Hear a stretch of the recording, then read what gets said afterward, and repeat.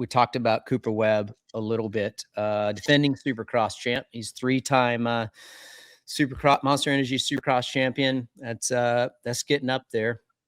He's a bad dude. It seems like he's healthy. If you remember, before going into the season last year, he jacked up his thumb and wasn't sure if he was going to race. He just wanted to see how the first couple went.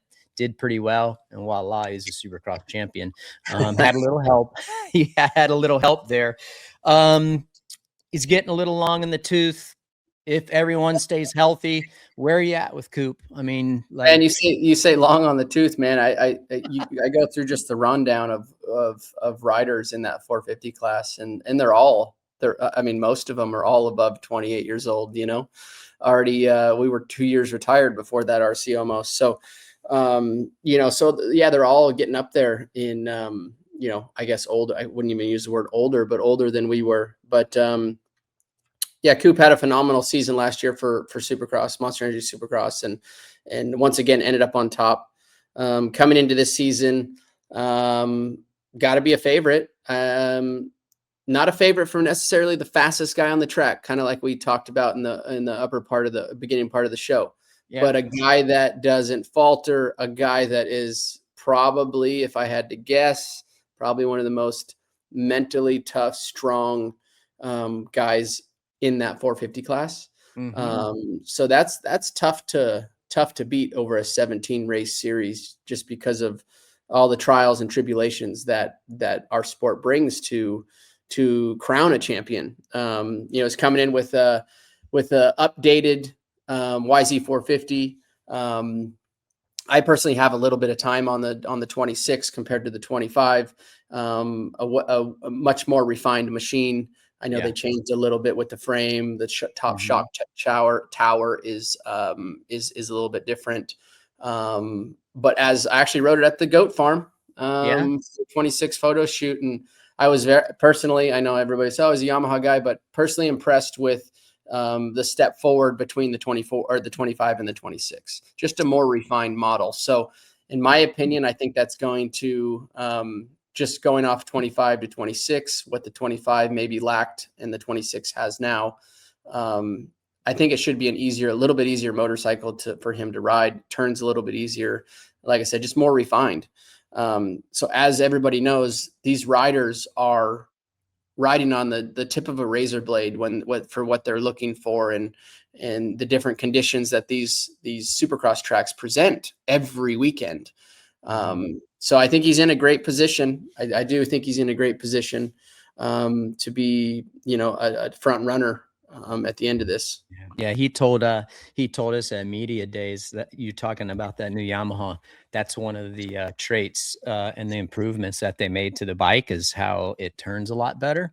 And that's what he's really liked about it as well. Now, listen, I know how it is in testing and the off season, and everything can be so great, but I'm looking forward to it.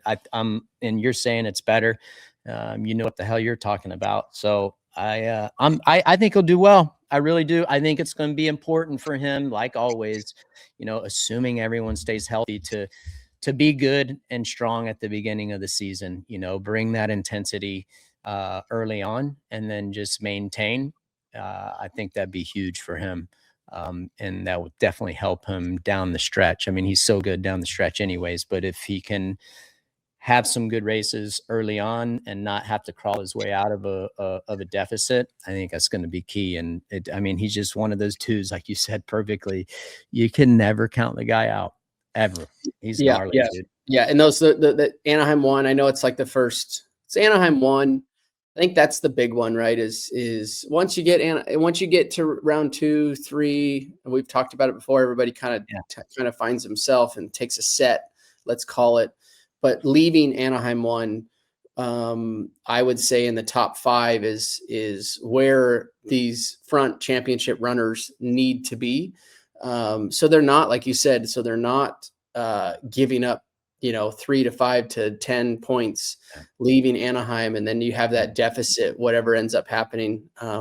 I've left Anaheim in a major deficit, and man, it takes a long time with the consistency of these riders and how quick they are and fast they are. It takes a long time I don't think I ended up regaining the the red plate or championship points till Daytona one of those years. And that's a lot of racing to go and run down. And then finally around Daytona, which we call it, you know, as internal racers, we call Daytona. Leaving Daytona, if you have the championship points lead or you're there, you're in the fight for the championship at the end of 17 rounds. That's kind of, for whatever reason, and I know that was, you know, I know that was kind of your mentality to see, and mine is leaving Daytona. That's kind of like the key point there.